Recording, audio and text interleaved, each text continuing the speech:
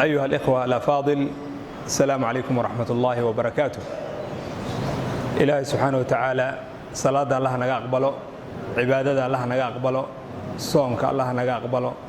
إلهي سبحانه وتعالى وحويدي سنة إنه نجا مدقو قوة إلهي سبحانه وتعالى قدام بدافع في هذا الشهر الكريم. إلهي وحويدي سنة إنه نجا مدقو قوة نار تلقى حرية بشان بركيسن.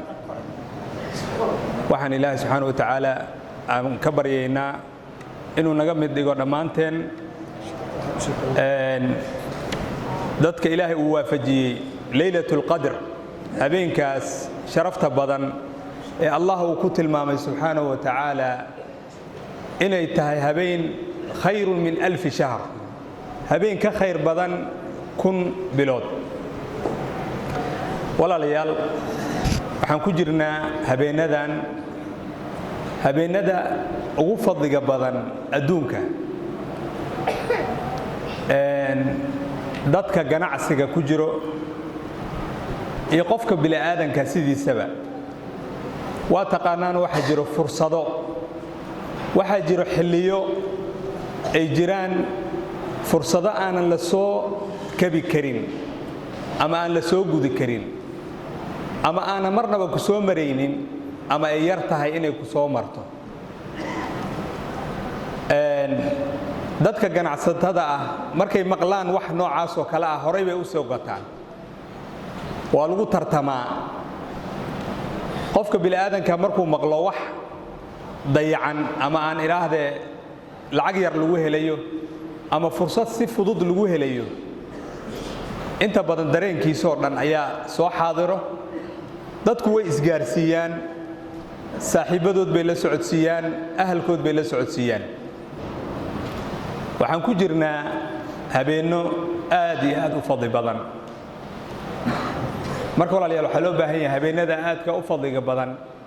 waxa nagala rabo ugu horeeyo waxa weeye inaan qalbigeena soo xaadirino, inaan soo xaadirino oo horto aan ka bilowno qofka muslimka ah inuu soo xusuusto maaragtay weynida habeenadan ay leeyihiin. waa habeen Ilaahay uu kugu dambi dhaafi karo wixii dambi ah oo maaragtay ku soo dhacday oo dhan. waa habeen ay ku dhex jirto habeen u dhigmo kun bilood. culimadu waxay ku qiyaaseen 83 sannadood iyo bilo waliba oo ma ahan maaragtay sheeko ama waqti lumis ama fadhi ku dirir ama sheeko lagu dhameeyay. waa 83 sano oo lagu dhameeyay cibaadatullaahi tabaaraka wa tacaala. waa ribix ama guul laban laab ah. marka walaalayaal habeenada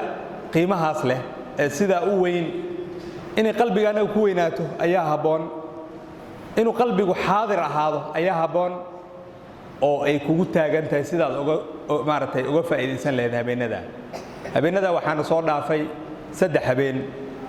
caawa waa 24 soo ma Ramadaan. caawa waxaan maraynaa habeenkii 24aad. habeenada barakaysan oo culimadu ku tilmaameen fadliga habeenada adduunka ugu fadliga badan.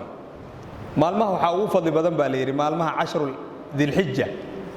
waa maalmaha Ilaahay uu ku dhaartay wal fajri wa layaalin 10. habeenadan waxa ugu fadli badan habeenada 10 الأواخر من رمضان.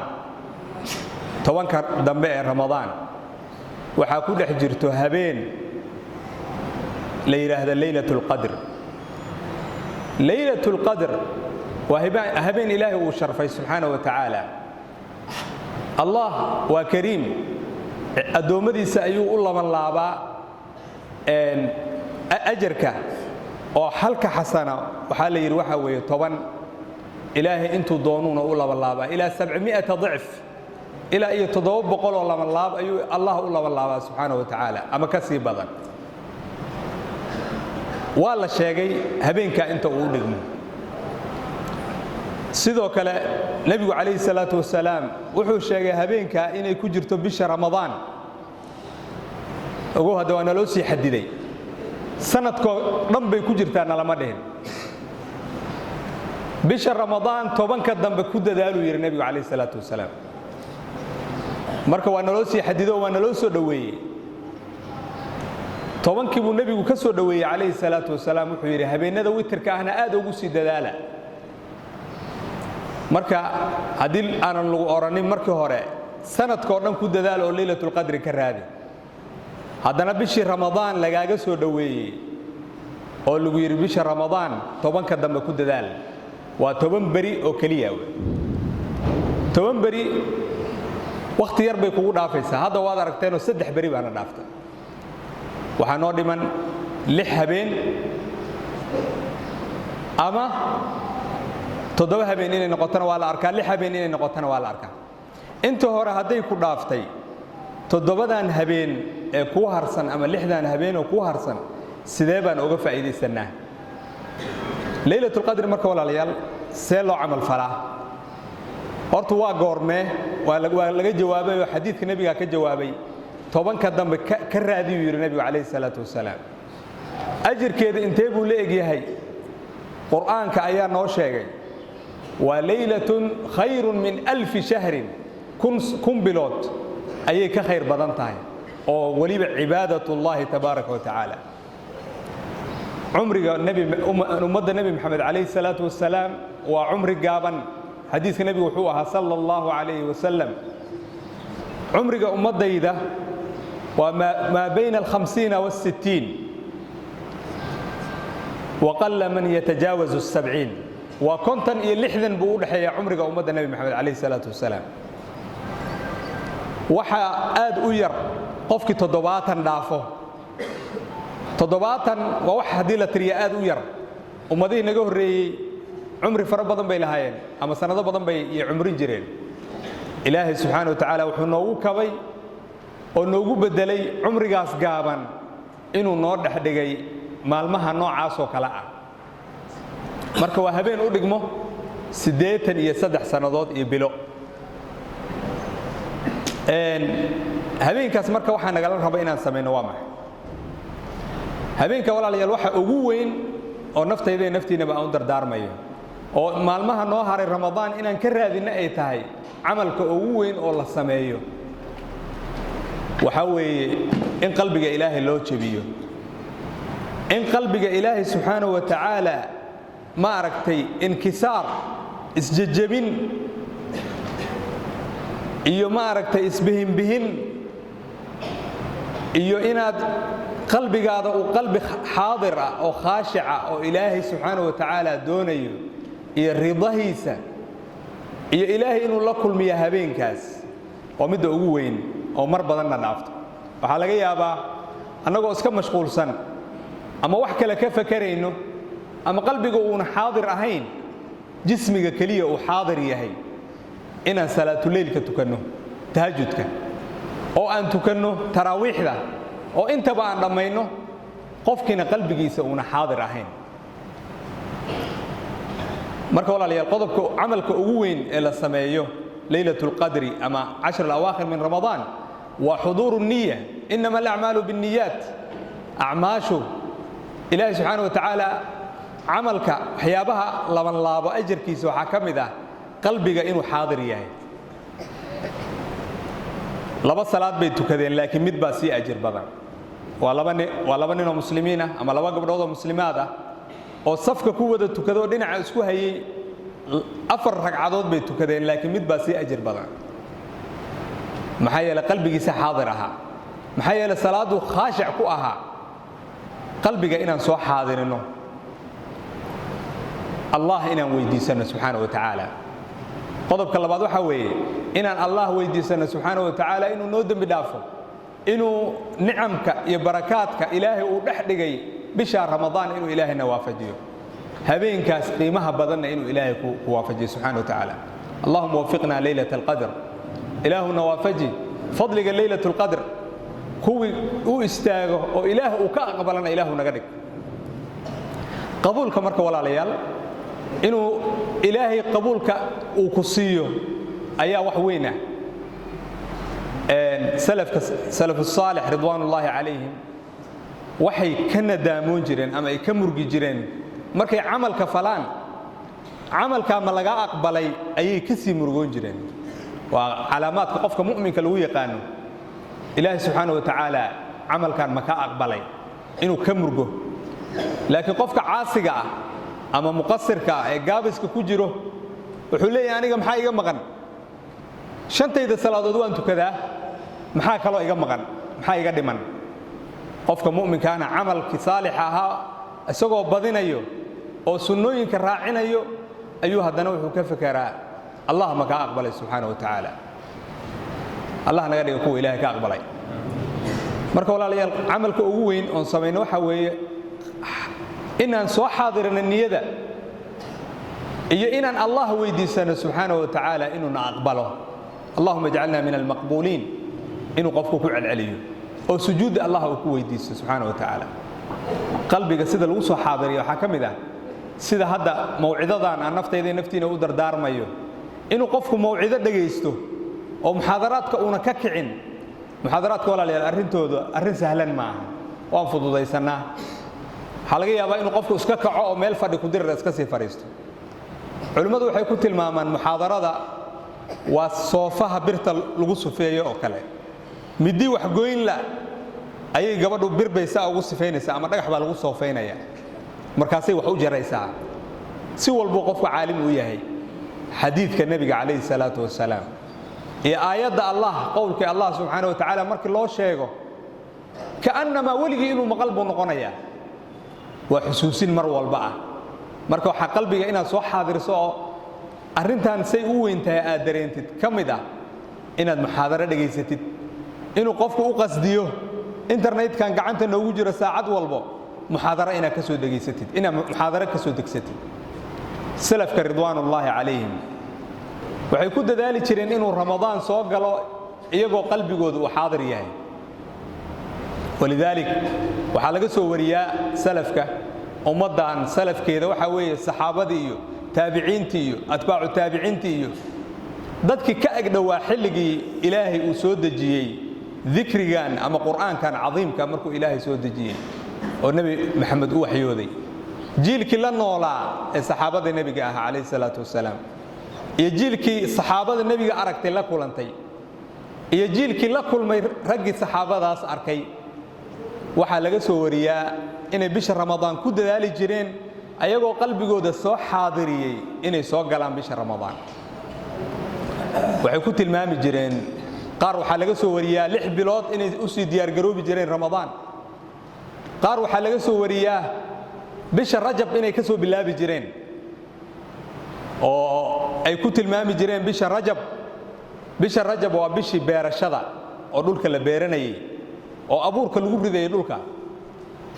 bisha shacbaanna waa bishii la waraabinayay abuurkaas meesha lagu riday beeralayda waa taqaanaan marka hore waa la duugaa waa la abuuraa marka labaad waa la waraabiyaa oo marka la waraabiyo ay soo baxdo waa la falaa waa laga shaqeeyaa bisha rajab waxay ku tilmaami jireen salafkii ummaddan inay tahay bishii beerta la abuuranayay bisha shacbaanna waxay ku tilmaami jireen inay tahay bishii la waraabinayay ee laga warqabayay bisha ramadaanna bishii la goosanayay inay tahay ayay ku tilmaameen marka qofkii rajab soo diyaargaroobay oo shacbaan soo diyaargaroobay bisha shacbaan cibaadaad fara badan bay samayn jireen salafku ayagoo ugu diyaargaroobay ramadaan waxaa ka mid ah in lagu tilmaami jiray bisha quraada waxa la yiraahdaa dadka quraanka akhriyo waa jamcu qaari qofka quraanka akhriyo bishii qaariyaasha quraanka akhriyo ayaa lagu tilmaami jiray waa bisha ramadaan ma ahana waa shacbaan bay quraanka aad u akhrin jireen salafka ridwaanullaahi calayhim siduu maaragtay uu u soo galo ramadaan isagoo quraanka uu qalbigooda saameeyay isagoo quraanku carabkooda uu quraanka la qabsaday iyagoo quraanka khatimay marar fara badan ayay ramadaan say u soo galaan oo marka ramadaan ay quraanka u sii akhriyaan ramadaan oo ah bishii quraanka ilaahay uu soo dejiyay subxaanahu wa tacaala marka bacdu salaf waxaa laga soo wariyey inay ku tilmaami jireen bisha rajab inay tahay bishii roobka waad aragteen markuu imaanaya saxansaxa ka soo horeyso bisha rajab waxay ku tilmaami jireen saxansaxadii ودد عبادة إله سبحانه وتعالى أهيو أبتاد أما مارتي نيد أهيو رجب وحيكون تلمامي جيران سحاد الراب كسوه الرئيس رمضان وحيكون شعبان وحيكون تلمامي جيران إنه تهيبشي ضروره أي سحريين أما حلقي ضرورها أي سحريين وهذا ركتين مركو الراب كده أيو وحكسوه الرئيس سحان سحو وحكسوه حكتو إنه عركو اسكو دبولان ضروره بش رمضان وحيكون تلمامي جيران بش روبكا وبيدغاي oo maarta u daay annaga inta badan waxa laga yaabaa inuu ramadaan ku soo galo oo aad dadka ka maqashid bishii ramadaan ayaa bari la soomaya iyadoo qalbigaadiba uu joogin adigoona quraan akhrinin adigoona muhaadaro dhageysanin muhaadaraadka ramadaanka ka hadlay waa la dhageystaa internetka laga soo dagaa si qalbigaadu uu sii qoyo qalbiga walaalayaal wuxuu u baahan yahay in la qooyo mar walba mawcidadaas lagu qooyaa إلهي إلا حسوسية لغو قويا وأيضا الصحابة أي دهين نبي عليه الصلاة والسلام نبي الله مركي أن كلا كلانو سيدا النهي قلبي كان سوء نقضه إيه مركان كاتقنا سوء نقضه اسكو من معها ووحاوي مركان قري يكون نقضنا أدوم بانكو مشغولنا مركان سوء حكوير نبي عليه الصلاة والسلام مركا آدي لجوكتان ساتهين هدان مروال باهان لهذين قلبيين ملائكة أيها إذا كو مصافحين لهذا إذا كو عن قاضي لهذا إن سلامي لهذا ودوينك إن الأحديد لكن أدونك وساعة بساعة قف مرمر بو أدونك كو مشغولة يعني أو ريرك كو مشغولة يعني أو بالرادس كو مشغولة يعني أو شقدا أو سمينا يلفت هذا وحيلا هذا هي خلاف إيو حرب إيو مارتي اسمان لاف إيو وحلم ذا مركا وحا قلبي الوجع إيو وحوي ذكرك الله سبحانه وتعالى qofka weyn baa u baahan qofka yar baa u baahan caalimka u baahan jaahilka u baahan mutaallimka u baahan talibka u baahan qofka weyn baa qofka yar xasuusin karo oo sax ma ahan inuu qofka weyn markii wax loo sheego uu yiraahdo war maado inta la eeg baa waxay sheegaysaa ee waa inuu wax ka dhageysto oo ma aragtay uu ka qaato maxaa yeelay fadhakkir fa inna adh-dhikra tanfa'u al-mu'minin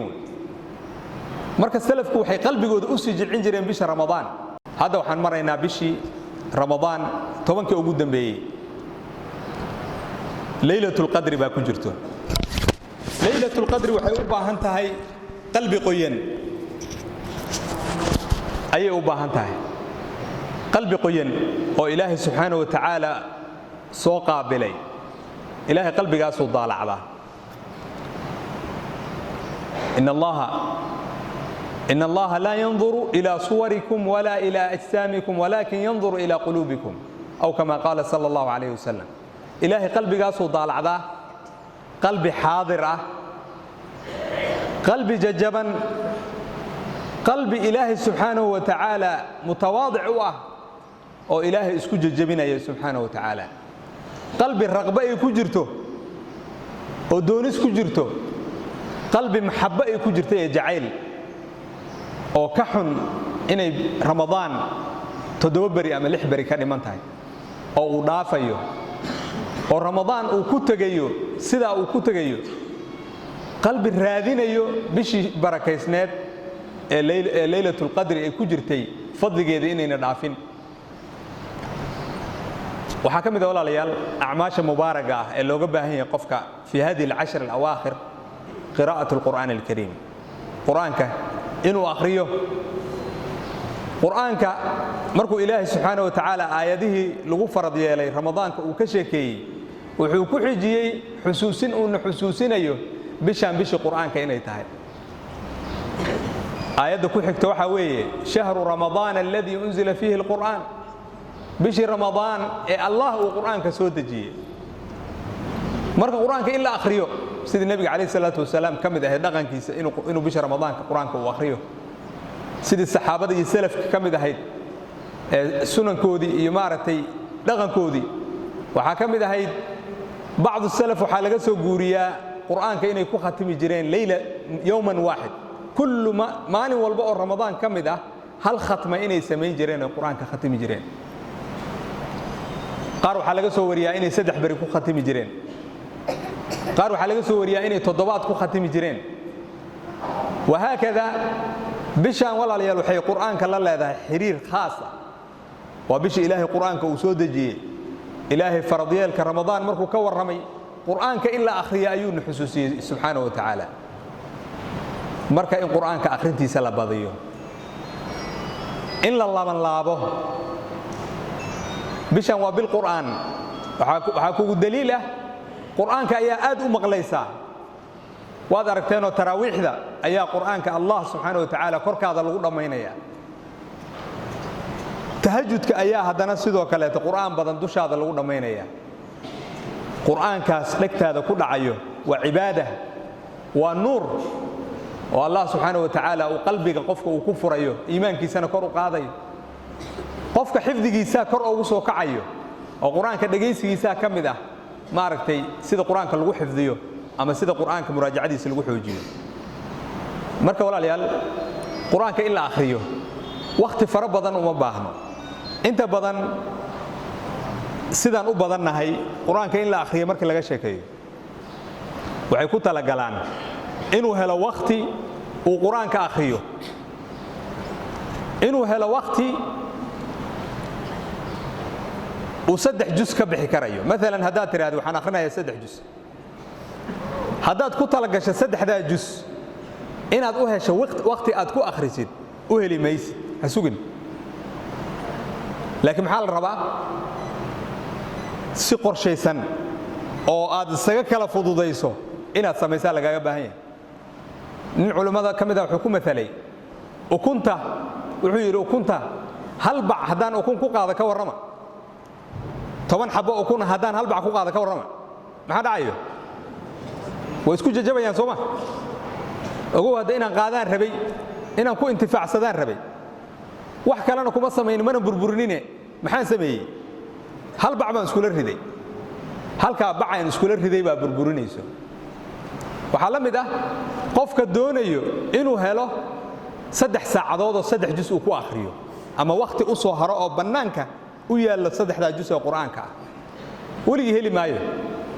هل كان مركب حكى صوب حيث إنه صدح ذا جزء بس يكتي جزء آخرين وايد ضد بدن بيكون على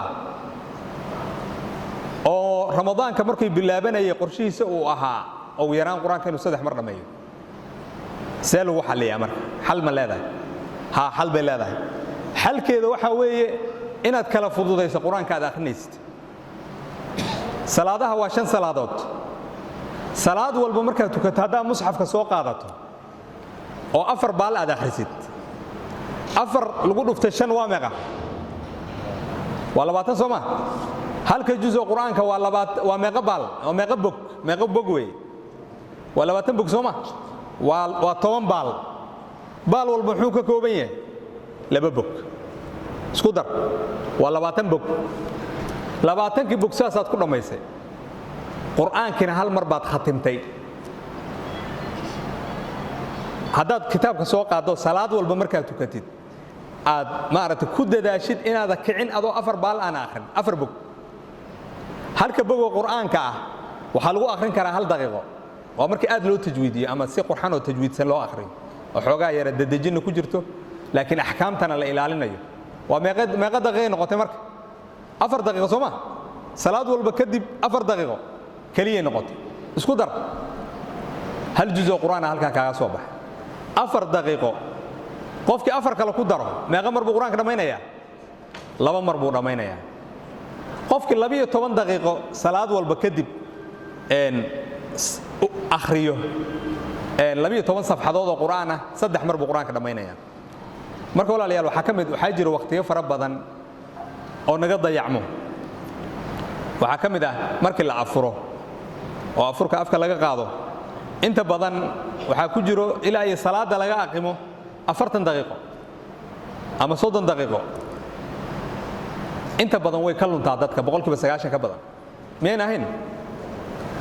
waa dad naadir ah dadka mushafka soo qaato halkaas waxa ku jira hal juz oo quraan ah qofka markuu afuro iska boobsiyo maxay yeelay 10 lawaakhir baa lagu jiraa xilli la kaftama lama joogo inta badan afurka kadib saacada ku xigto waxay nooga baxdaa sheeko qaxwado la isaga cishto iyo shaaha oo la iska cabo oo la isaga rakaato way dhamaatay salaadii oo la aqimay umaad maqlaysaa marka hadduu qofku hore u soo kaco oo markuu afuro xitaa hadduu siiyo 20 daqiiqo 30 daqiiqo way u soo haraysaa 30 daqiiqo hal juz baa ku jiro waxaa ka mid ah waqtiyada aad nooga dayacmo xilliga taraawiixda aan dhahay xilliga loo soo kacay suxuurta inta badan dadku xilli fiican bay suxuurta u soo kacaan ilaa salaada laga aqimo hal juz ama juz iyo bar quraanaha ku jiro oo halkaas qofku uu akhrin karaya laakiin inta badan dadku way ka dhuntaa boqolkiiba 90 ka badan way ka dhuntaa oo markuu suxuurto suu isaga yiraahdo wareeganaya aqinka salaadu maqlaya qofkii waa xilli aan gelin karno quraanka inaan akhrino sida hadda sheegay waxa kamid ah salaadaha kadib inaad joogtayso xogaa dhowr baalo quraan ah inaad joogtayso inaad akhrisid qofka marka walaalayaal quraanka inuu akhriyo laga rabo waa kee ma macallimiinta quraanka ma culimada ducaada aha ma mashaayikhda ma ardayda quraanka ma ganacsatada ma dad aan laga rabin baa jiro oo warkaan uu ku soconin arinta waxa ka jawaabay nabi maxamed kaleey salaatu wasalaam xadiiskii ahaa mu'minka xaalkiisa maca alqur'aan ama xiriirka qur'aanka uu la leeyahay laba mid buu nabigu u kala qaaday kaleey salaatu wasalaam inuu yahay qof maahir ku ah qur'aanka qofkaasoo ilaahay qur'aanka u fududeeyay oo carabkiisa si fudud u akhrin karo oo qur'aanka in badan oo kamid ah xifdisan qofka nabigu wuxuu ku tilmaamay kaleey salaatu wasalaam haddii laga helo akhlaaqdiisa inuu yahay maca safarati alkiraam albarara almaahiru bilqur'aan maca safarati alkiraam albarara qofka maahirka qur'aanka ku ah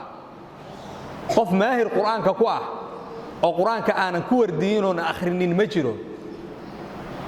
qofka ku yiraahdo aniga qur'aanka ma ilaawo waan iska xifdisanahay wardi badanna ma lihi been baa sheegtay ku dheh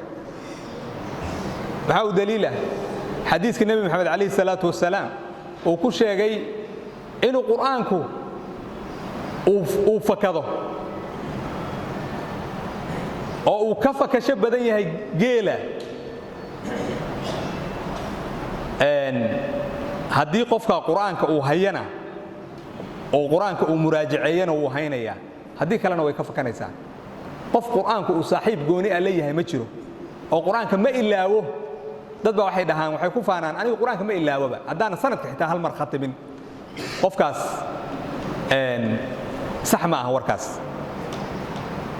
qofka qur'aanka aanan dhammaynin dhowr mar bishii xaafid walba uu yahay qur'aanka uu isaga darsamaya sheekh cabdirashiid cali suufiyaan waxaan weydiinay dhalinyarada qaar baa waxay ka sheegteen sheekh waxay dhaheen qur'aanka mar walboon idhaahdo qur'aanka waa isku keentay oo xoogaa markaan xifdigiisa waa fiican yahay waa iga kala yaacaabu marka maxaa xal ah su'aasha ugu horeyso sheekha uu weydiiyey waxa weeye wardigaada waa meequu yiri wuxuu yiri mar qur'aanka waa dhameeyaa bishii hal mar qur'aanka waa khatimaa bishii marka wuxuu ku yiri sheekhu haddaba xaafid ma tiida iska daa marka haddaa qur'aanka hal mar khatimtid xaafid ma tiida isaga har buu ku yiri ee waxaa tahay qof qur'aanka ma aragtay ajar ka raadsado mu'min ah oo qur'aanka jecel ajarkii cadiimka ilaahay uu ku sheegay jecel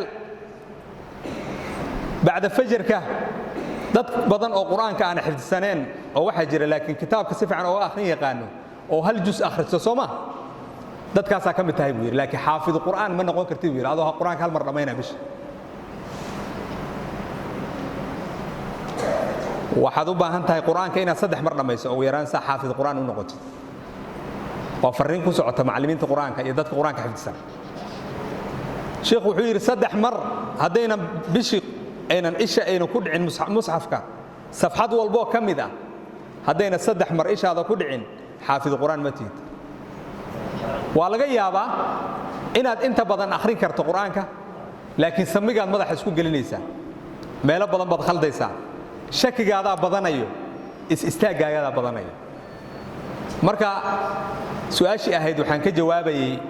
yaa qur'aanka inuu akhriyo laga rabaa bisha ramadaan oo qur'aanka inuu akhriyo uu badsado qaybta koobaad ee nabigu uu ku sheegay muslimiinta laba qayb uu u qaybiyay nabiga kaleey salaatu wasalaam oo qayb soo saddexaysa ayna jirin qaybta koobaad waa ragga ilaahay quraanka u fududeeyay ilaahay subhanahu wa ta'ala hanu daro الماهرين بالقرآن هو ماهر كقوى قرآنك أكو رغمه أكو صلاة الليل قلبي جود القرآن كوكو حريا هذا إسكاس عنا يا مجالات الحديد القرآن قرآن بواخرنا يا هذا هل كان كتبت حافظ مجالات الدرف كذا أتكتب وحلاقيها بين حزب وضد كسيد ميس وقف في حفظ السنة قيب طلبات سأنا ضدك قارئ إن أسكتهن quraanka waxa laga rabaa dadka lala hadlayo waa dadka xufaada quraanta ee Sheekh Abdirashiid uu sheegay qaybta labaad nabiga kaleey salaatu wasalaam wuxuu ku sheegay kuwa quraanka uu ku adag yahay walladhi yaqra'u alquran wa yatata'ta'u fihi wa huwa alayhi shaq lahu ajran buu nabiga kaleey salaatu wasalaam midka quraanka akhrinayo isagoo uu ku adag yahay wa yatata'ta'u fihi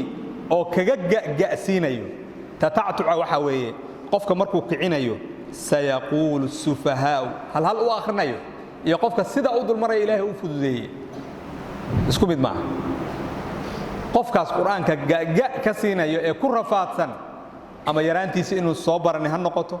ama xifdigiiso adag han noqoto say noqotaba qofka nabigu wuxuu ku sheegay kaleey salaatu wasalaam laba ajr inuu leeyahay أجرك كوباد وأجرك قرآنك وهلك حرف قرآنك محل وش شيء 10 درجات سوما 8 درجة أيول لي ألف لام ميم وصد حرفوي هل حرف معه وصدوي إلهي درتي قفك وير هذا ألف لام ميم إلهي صدا درجة أيول قرية سبحانه وتعالى إن أجرك كوباد وأجرك قرآنك أجرك اللبادنا وأجرك دبك والله كل ميو سبحان الله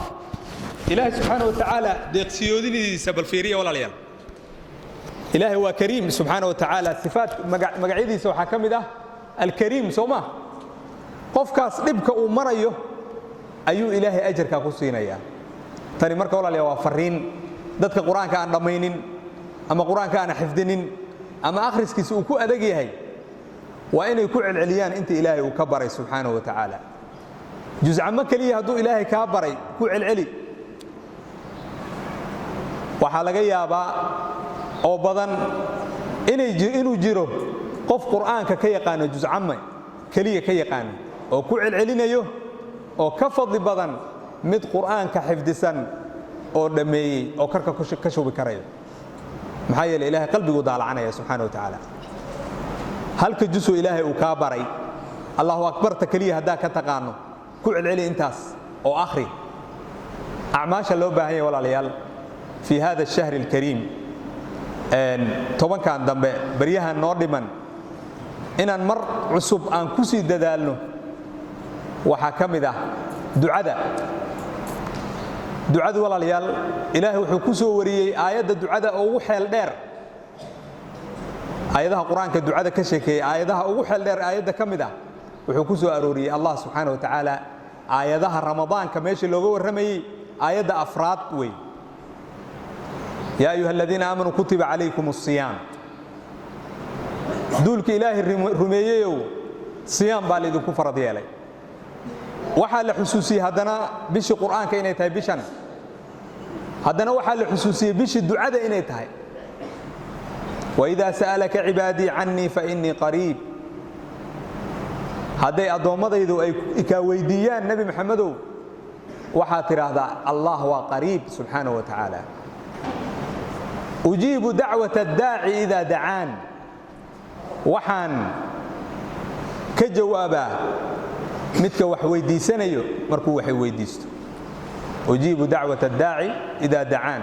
مركزو إلهي وحويري فليستجيبوا لي هيا جيبان وليؤمنوا بي لعلهم يرشدون آيات أسمرك ولا ليال وحين فريسا إن الإلهي برنه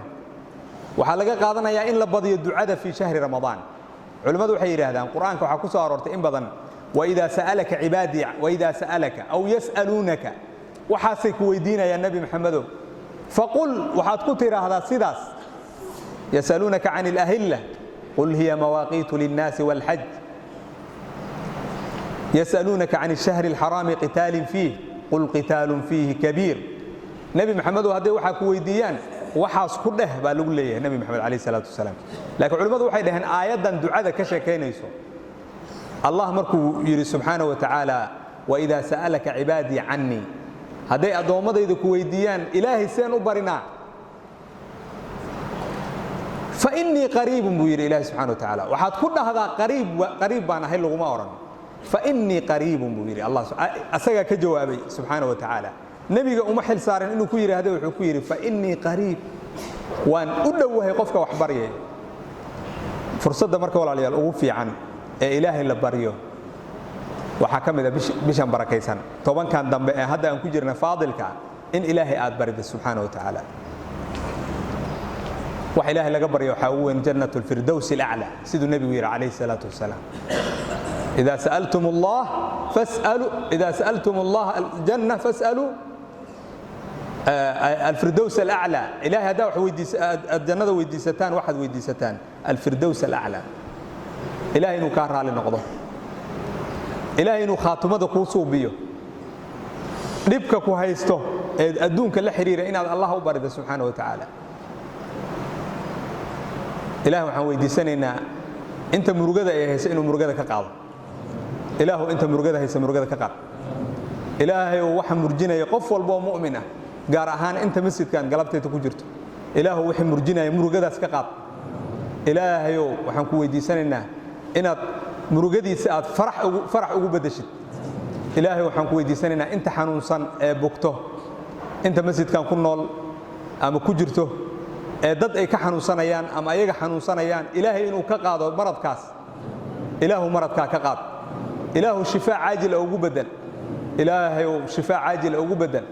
ilaahu adiga qowlkaada kun fayakuun uu yahay, ilaahu shifaa caajila ugu bedel. ilaahayow intii dad waxaa jira xirxiran, waalidiin waxaa jira carruurtoodii la oo carruurtoodii ama ay ka tahriibeen ama meel ay ka dhaceen ama ay ka xiran yihiin. ilaahay waxaan u weydiinaynaa inuu xargaha uga soo furo. ilaahay waxaan uga weydiinaynaa inuu uga farxiyo waalidiinta sidii nebiyullaahi yacquub uu uga farxiyey oo nebiyullaahi yuusuf uu ugu keenay bacda khaybatin tawiila, xilli dheer ayagoo ismoogaa. marka walaalayaal waxaan u baahannahay inaan bishan ramadaan aan badino ducada. waa xilligii ducada, waa mawsimkii ducada ama xilligii maaragtay ducada la ducaysan lahaa ee allah la baryi lahaa subxaana wa tacaala. marka inaad naftaada ilaahay u baridid, inaad waalidiintaada u ducaysid, inaad carruurtaada u ducaysid, inaad muslimiinta u ducaysid. qofka mu'minka ah sida qur'aanka ku soo aroortay iyo sunnada nebiga calayhi salaatu wasalaam, dhaqankii salafkana uu ahaa, naftiisuu ka bilaabaa ducada, wuxuu ku xiriijiyaa ama ku xiraa oo ku xijiyaa dadka ku heeran ee waalidkiisa iyo dadka xaqa ku leh iyo macallimiintiisa, wuxuu ku sii xijiyaa muslimiinta oo dhan. allahuma kfir lilmuslimiina waalmuslimaat markuu yidhaahdo,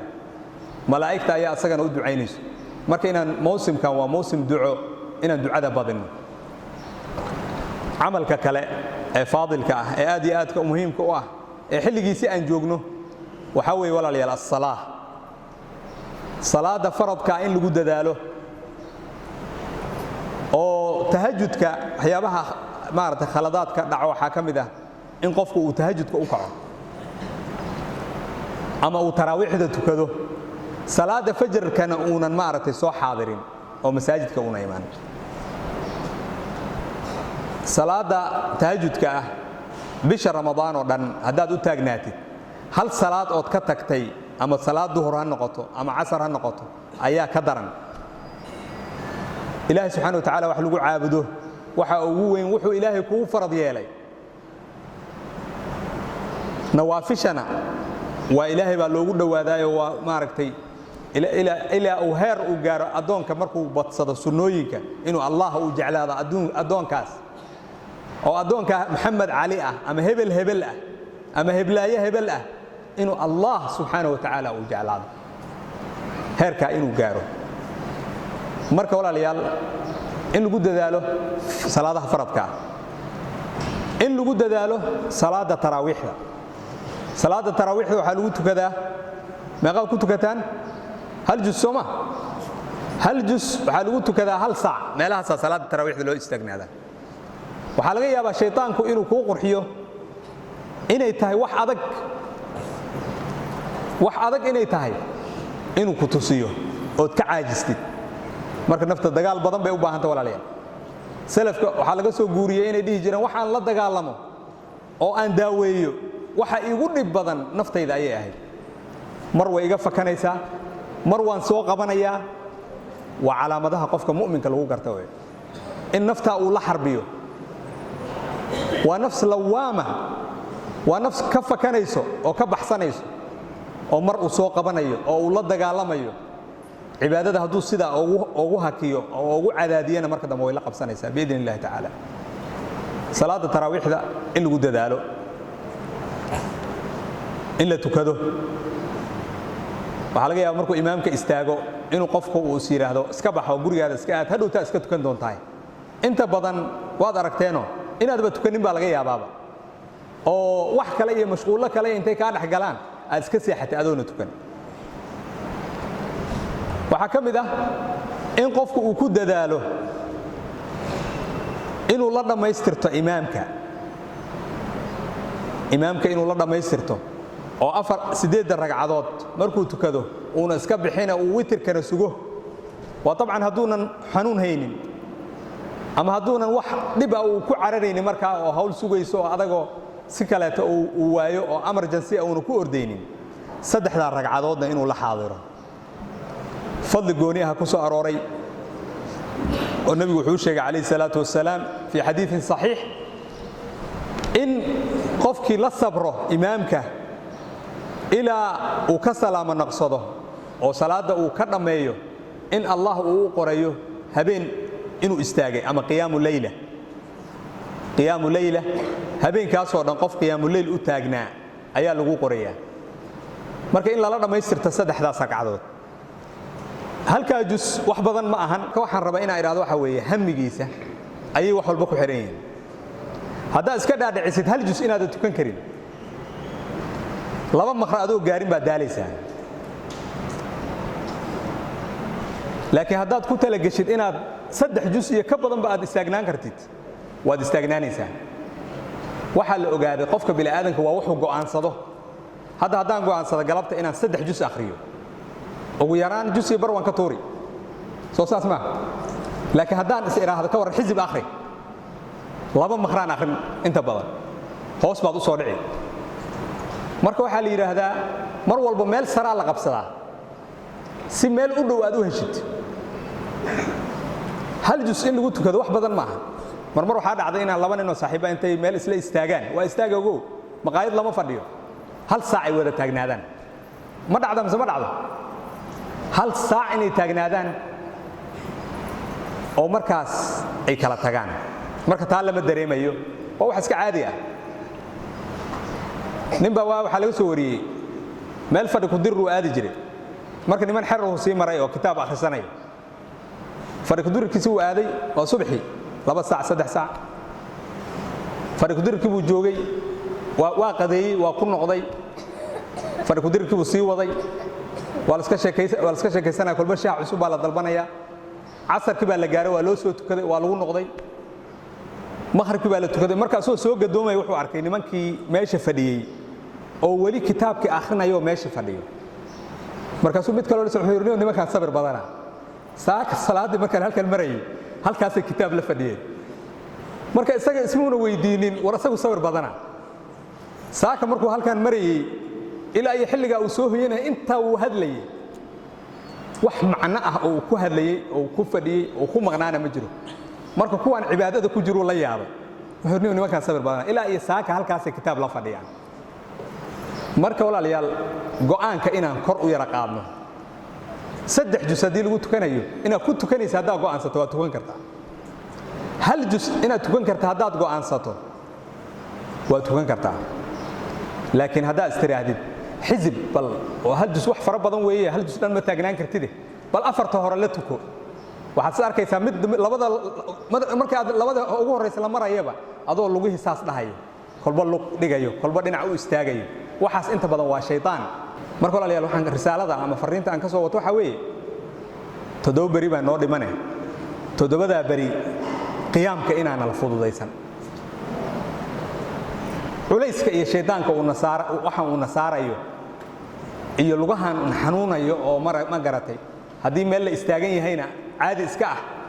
in lala dagaalamo ood maaragtay u soo diyaar garowdid oo niyada meel sare aad ku xiratid